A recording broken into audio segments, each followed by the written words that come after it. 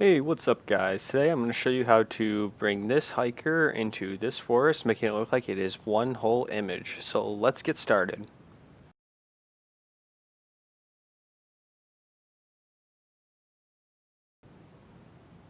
Alright, so the first thing you're going to want to do is you're going to want to find a subject, like this hiker, and a background that you want. Now you can do this with your own images where you're the subject and you want to put yourself in a new background to make it look like you're actually in a different place. So the first thing that we're going to want to do, we have our hiker here, and what we're going to do is we're going to press W to get our quick selection tool, our wand right here. And what we're going to do is we're going to want to make a quick selection around the subject here. Now with the hiker, as you can see, we're kind of going kind of broad here, where it's okay if we have this little room for error right here. We kind of want that because I'll show you guys how you can clean that up. So here we go. We have our little quick selection. So what we're going to do now is we're going to switch over to the other one right here. Now this is the minus, meaning I'm going to get rid of the areas that I don't want. So I'm going to use my bracket keys and we're going to make it smaller. And then this way we can get into this kind of area. Now if you'll notice, we still have some of that room right there that we really don't want. So don't worry, we're going to take care of that in a second. So now we go up to select and mask, and here you go. We have it set to the blue color. That way you can tell what we have selected and what we don't have selected.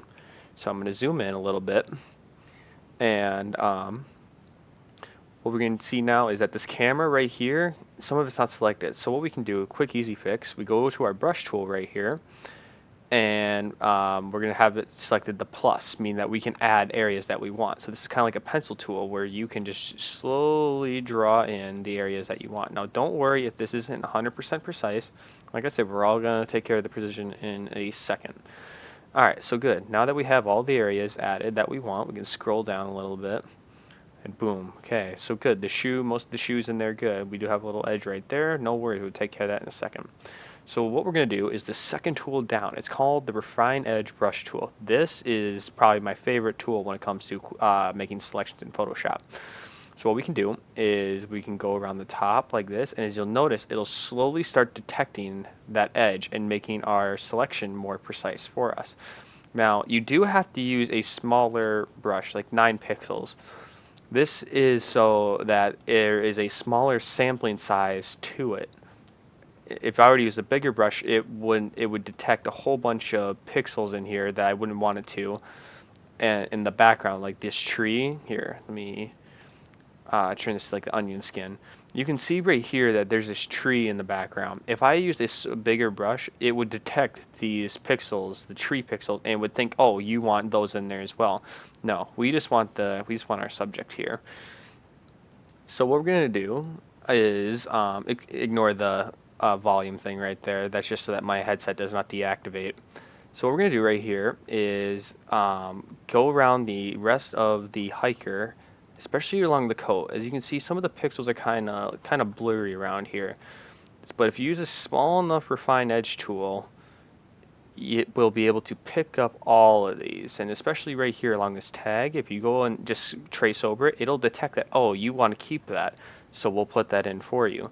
Go right here, look, this is the spot we were talking about earlier with the pants, and look how much more precise that selection is. We'll go along here, go down here at the shoes. You guys know the drill, so you guys just keep doing this around the rest of your subject. I'll do this in right here. And here's the area, another area that we found a little bit ago. If you just kind of scribble in place like there, it'll kind of automatically fill it. And we'll go right here along the glove. So boom, perfect.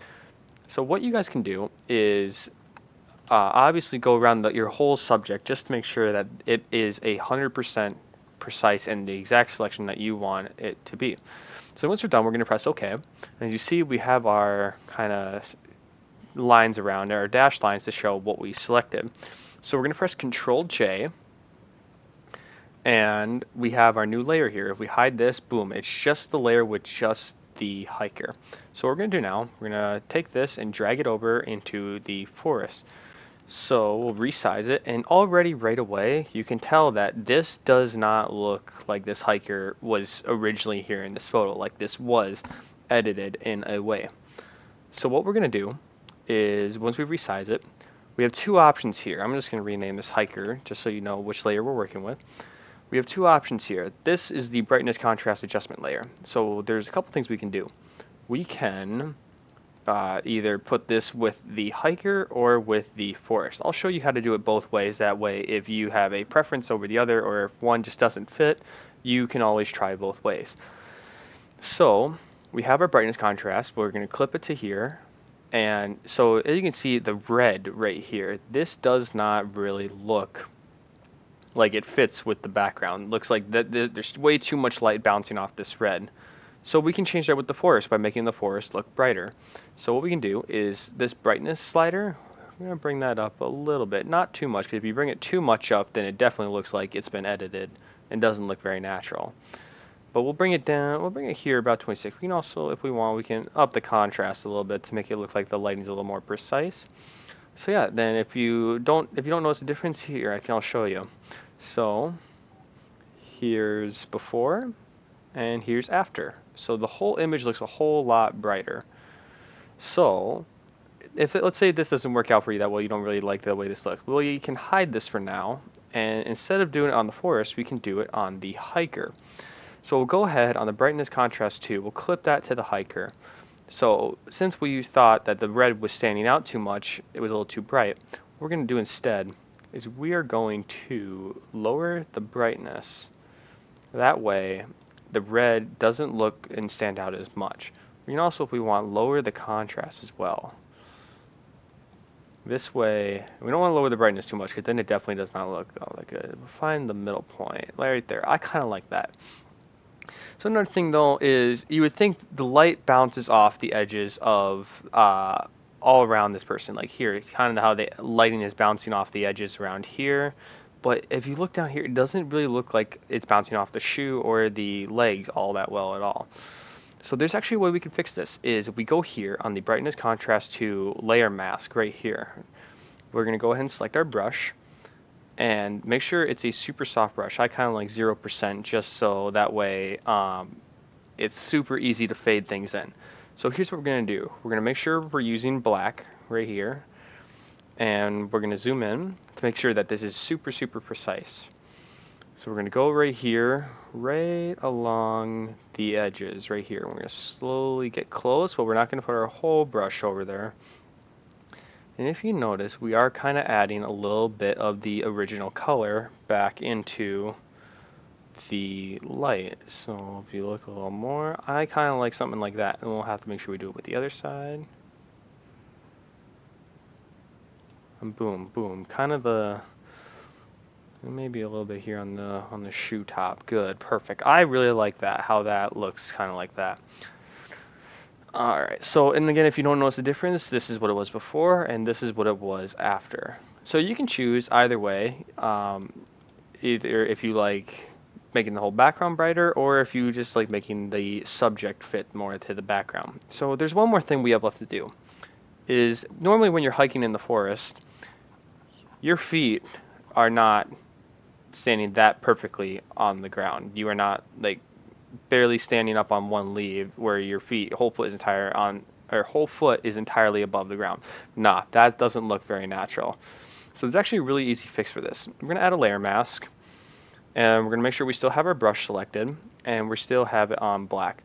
So what we can do is we can go right along the edges, put a little bit more of your brush over it, and if you notice this time, instead of slowly getting rid of something, we're going to get a whole bunch of it away right like that. And this way, you can do this as detailed as you want. You can change the hardness, the size, however you want to do it, just to make sure that this looks like she's actually stepping here. Now, of course, if you were to have a brighter background where the sun is visible and there are clearly shadows on the ground, there aren't really that many shadows here, so we don't need to add a shadow. Always make sure you make it look 100% natural as possible. Alright, so then once you're done here, you pretty much got it. You change the brightness of either the background or the person, the subject. And then we just made it look like that this hiker was actually here. So thank you for watching this tutorial. If you have any more questions, please leave them in the comment section below. Also, if you have any tutorials that you would like me to do, please leave those in the comment section below as well. And I'm Photoshop Insights, and have a great rest of your day.